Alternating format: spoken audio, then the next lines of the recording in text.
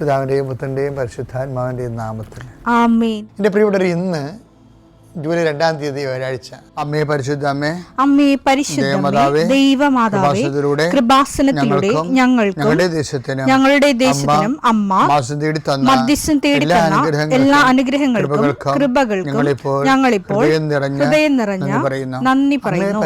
അമ്മേ പരിശുദ്ധമേ, ദൈവമാതാവേ, 2004 ഡിസംബർ 7-ാം തീയതി ഉച്ചകഴിഞ്ഞ് 2:30 കൃപാസനത്തിൽ സംഭവിച്ച അമ്മയുടെ പ്രത്യക്ഷപ്പെടലിനെക്കുറിച്ച് തിരുസഭയ്ക്ക് സമർപ്പിച്ചിരിക്കുന്ന പഠനരേഖകളുടെ മേൽ സഭാത്മകമായ പഠനം ആരംഭിക്കുവാൻ ഞങ്ങൾ പ്രാർത്ഥിക്കുന്നു. അമ്മേ പരിശുദ്ധമേ, ഭൂസ്വർലോകങ്ങളുടെ രാജ്ഞിയായ അങ്ങേയ്ക്ക് ഭൗമസംരക്ഷണത്തിനായി പ്രപഞ്ചപ്രകൃതിയെ തന്നെ തിരുസഭ പ്രതിഷ്ഠിക്കുവാൻ ഈ പ്രത്യക്ഷീകരണം വഴി ഇടയാക്കണമേ. പരിശുദ്ധമേ, ജപമാല മാതാവേ, സകല കൃപാസനം പ്രാർത്ഥനയോടും ചേർത്ത് ഞങ്ങളിപ്പോൾ പ്രാർത്ഥിക്കുന്ന ഈ കുടുംബത്തിന്റെ പ്രത്യേക നിയോഗം പറ മക്കളെ.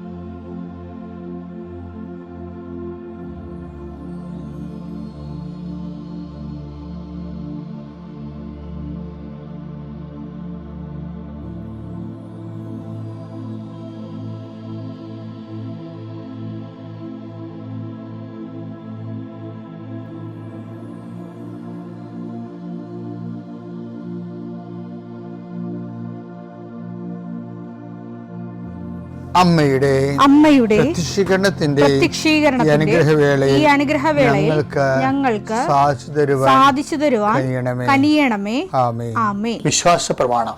സർവശക്തനായ പിതാവും ആകാശത്തിന്റെയും ഭൂമിയുടെയും സൃഷ്ടാവുമായ ദൈവത്തിൽ ഞാൻ വിശ്വസിക്കുന്നു. അവിടുത്തെ ഏകപുത്രനും ഞങ്ങളുടെ കർത്താവുമായ ഈശോമിശിഹായിലും ഞാൻ വിശ്വസിക്കുന്നു. ഈ പുത്രൻ പരിശുദ്ധാത്മാവിനാൽ ഗർഭസ്ഥനായി കന്യകാമറിയത്തിൽ നിന്ന് പിറന്ന് പൊന്തിയോസ് പീലാത്തോസിന്റെ കാലത്ത് പീഡകൾ സഹിച്ച് കുരിശിൽ തറയ്ക്കപ്പെട്ട് മരിച്ച് അടക്കപ്പെട്ട് പാതാളങ്ങളിൽ ഇറങ്ങി മരിച്ചവരുടെ ഇടയിൽ നിന്ന് 3-ാം നാൾ ഉയർത്ത് സ്വർഗത്തിലേക്ക് എഴുന്നള്ളി സർവശക്തിയുള്ള പിതാവായ ദൈവത്തിന്റെ വലതുഭാഗത്തിരിക്കുന്നു. അവിടെ നിന്ന് ജീവിക്കുന്നവരെയും മരിച്ചവരെയും വിധിക്കുവാൻ വരുമെന്നും ഞാൻ വിശ്വസിക്കുന്നു. പരിശുദ്ധാത്മാവിലും ഞാൻ വിശ്വസിക്കുന്നു. വിശുദ്ധ കത്തോലിക്കാ സഭയിലും പുണ്യവാന്മാരുടെ ഐക്യത്തിലും പാപങ്ങളുടെ മോചനത്തിലും ശരീരത്തിന്റെ ഉയർപ്പിലും നിത്യമായ ജീവിതത്തിലും ഞാൻ വിശ്വസിക്കുന്നു. ആമേൻ. സ്വർഗ്ഗസ്ഥനായ ഞങ്ങളുടെ പിതാവേ, അങ്ങയുടെ നാമം പൂജിതമാകണമേ. അങ്ങയുടെ രാജ്യം വരണമേ.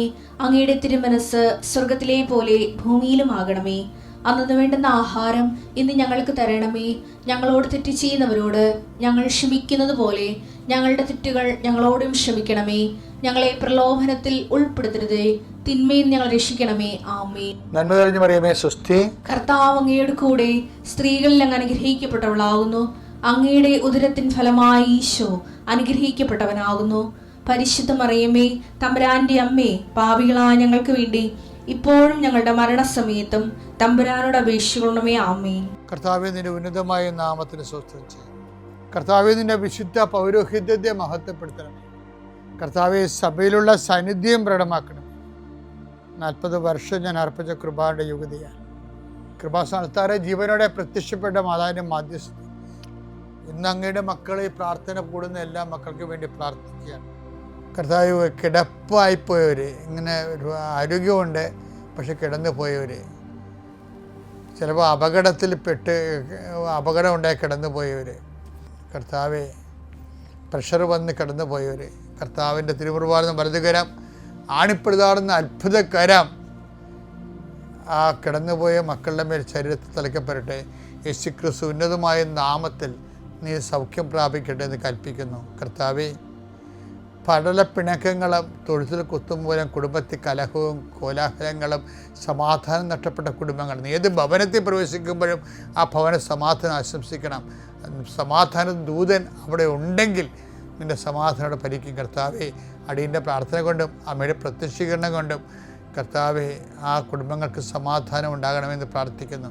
പഠിക്കാൻ പോകുന്ന കുഞ്ഞുങ്ങൾ, പഠിക്കുന്നതിന് വേണ്ടി ഒരുങ്ങുന്ന കുഞ്ഞുങ്ങൾ, കർത്താവേ, എന്തെല്ലാം കാര്യങ്ങൾക്ക് വേണ്ടി മക്കൾ വേദനിച്ചുകൊണ്ട് ആശങ്കപ്പെട്ടുകൊണ്ട് കണ്ണുനീരോടെ വിഷമിക്കുന്നുണ്ടോ ആ മേഖലയിലെല്ലാം പരിശുദ്ധാത്മ പ്രവർത്തിച്ചുകൊണ്ട് നിൻ്റെ വിഷയത്തിൽ ദൈവം തീരുമാനമെടുക്കാൻ പോകുന്നു.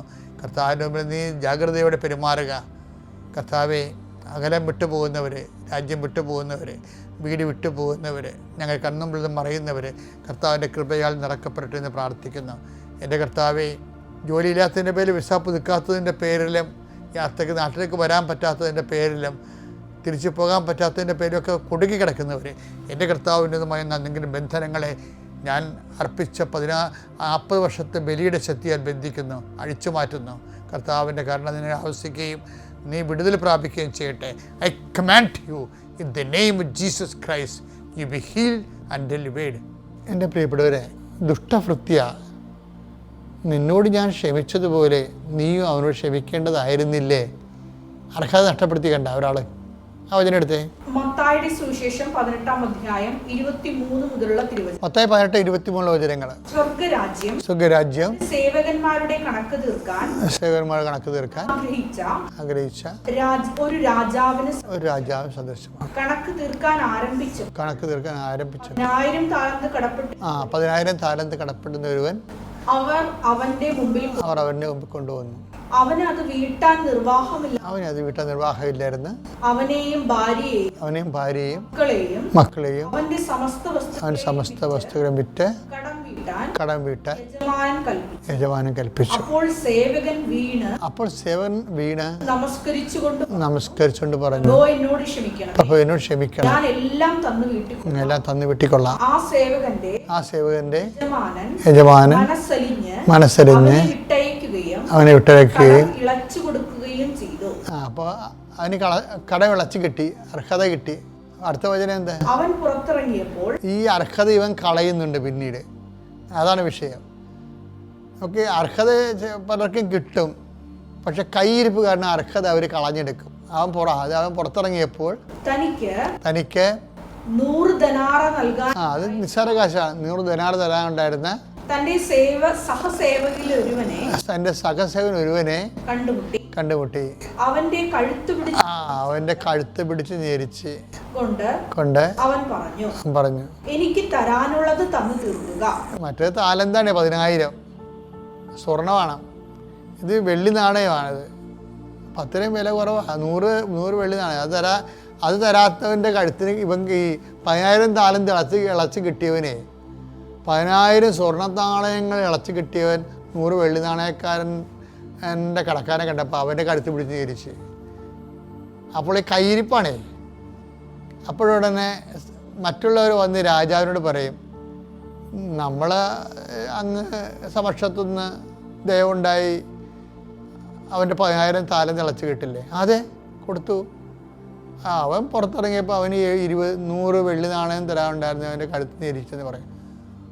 അപ്പോൾ രാജാവ് അലറും, ദുഷ്ടഭൃത്യ, കൊണ്ടുവരാൻ പറഞ്ഞവനെ കൊണ്ടുവന്ന്. എന്താ പിന്നെ അടുത്ത ഭാഗം വായിച്ചേ? മത്തായി 18:32-33. യജമാനൻ അവനെ വിളിച്ചു പറഞ്ഞു, ദുഷ്ടനായ സേവക, നീ എന്നോട് കേണപേക്ഷിച്ചുകൊണ്ട് നിന്റെ കടമെല്ലാം ഞാൻ ഇളച്ചു. അതവിടെയാണ് വിഷയം. ഞാൻ നിന്നോട് കരുണ കാണിച്ച പോലെ നീ നിന്റെ സഹസേവകനോട് കരുണ കാണിക്കേണ്ടതായിരുന്നില്ല. അപ്പം കരുണ ഒരു വിഷയമാണ്. നമ്മൾ കൈപ്പറ്റുമ്പോൾ തന്നെ മറ്റുള്ളവരോടും കരുണ കൊടുക്കണം. നമ്മളെല്ലാവരോടും കരുണ വാങ്ങിക്കും. നമ്മുടെ മേലാളന്മാർക്കെന്നെല്ലാം കരുണ കൈപ്പറ്റും. കീഴാളന്മാർക്ക് നമ്മൾ കരുണ കൊടുക്കത്തില്ല, താഴെയുള്ളവരുടെ കൂടെ. അതൊരു വല്ലാത്ത പ്രശ്നമാണ്. ഇവനെന്ത് ചെയ്യുന്ന, ഇവൻ ആദ്യം കരുണ കിട്ടി, ആ 10,000 താന്ന് ഇളച്ച് കിട്ടിയവൻ അവന് ഉള്ളത് കൂടി പോയി. അർഹത കിട്ടിയവൻ അർഹത നഷ്ടപ്പെടുത്താൻ. നിങ്ങൾക്ക് പണ്ട് ഇതിനേക്കാൾ അർഹത ഉണ്ടായിരുന്ന ആൾക്കാരാണെന്ന് ഓർക്കണം. നിങ്ങളുടെ കയ്യിരിപ്പ് കാരണം അർഹത നഷ്ടപ്പെടുത്തിയതാണ്. നിങ്ങൾക്ക് എന്തെങ്കിലും ആനുകൂല്യം കിട്ടുന്ന കാര്യം വരുമ്പോൾ നിങ്ങൾ ദൈവത്തെ മറക്കും. നമുക്കതിൽ നിന്ന് നേട്ടവും ഒക്കെ ഉണ്ടാകുന്ന വിഷയം വരുമ്പോഴേ നമ്മൾ കുറേ വചനം മറന്നു പോകും, പിന്നെ പള്ളി മറക്കും. എനിക്ക് ഏറ്റവും ദേഷ്യം ഈ ദിവസം കുർബാന കാണുന്നവരെ. അപ്പം നിങ്ങളോർക്കും ജോസഫ് അച്ഛൻ പിന്നെ അതല്ലേ പറയണത്, എല്ലാ ദിവസവും കുർബാനക്ക് പോകണമെന്ന്. എല്ലാ ദിവസവും കുർബാനക്ക് പോകണം, കുർബാന സ്വീകരിക്കുകയും വേണം. പക്ഷേ നിങ്ങളുടെ ജീവിതമായിട്ട് എന്തെങ്കിലും ബന്ധം അതിനുണ്ടാകണം. ഞാൻ ഈ നാട്ടുപുറങ്ങളൊക്കെ ചെല്ലുമ്പോൾ ഒത്തിരി കുർബാന, ഞാൻ എത്രയോ പള്ളികളിൽ ഇരുന്ന ആളാണ്.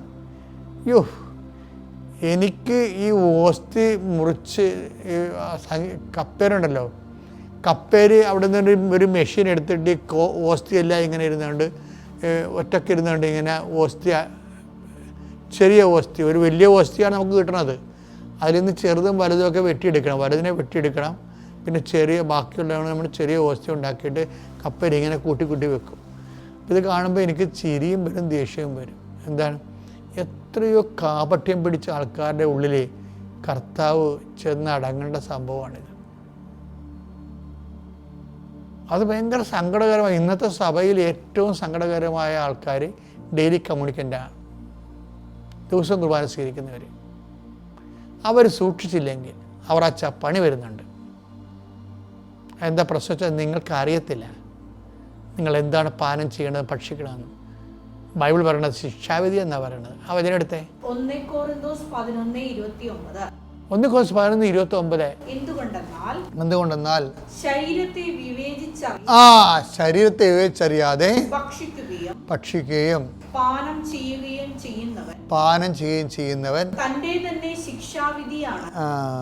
തന്നെ ശിക്ഷാവിധിയാണ് ഭക്ഷിക്കുന്നതും പാനം ചെയ്യുന്നത്. അപ്പം മനസ്സിലായില്ലേ, ശിക്ഷാവിധി ആൾക്കാരെ വായും പൊളിച്ച് വരുമ്പോൾ ഓർത്തേക്കണം, മിക്കവാറും ഇത് എൻ്റെ ശിക്ഷയ്ക്ക് അവസാനിക്കുമെന്ന്.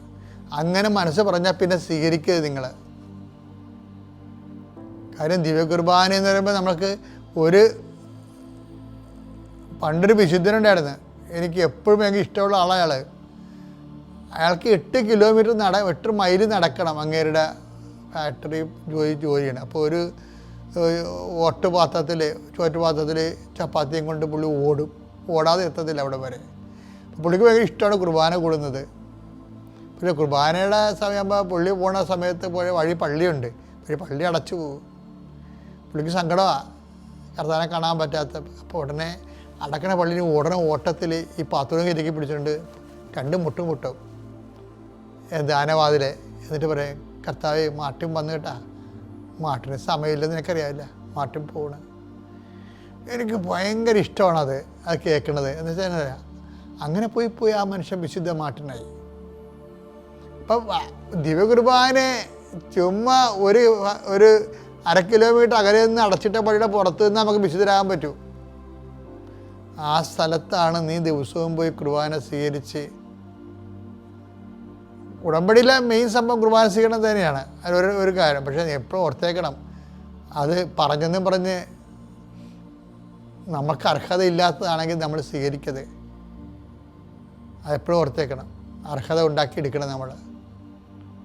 പിതാവിൻ്റെയും പുത്രൻ്റെയും പരിശുദ്ധാത്മാവിൻ്റെയും നാമത്തിൽ.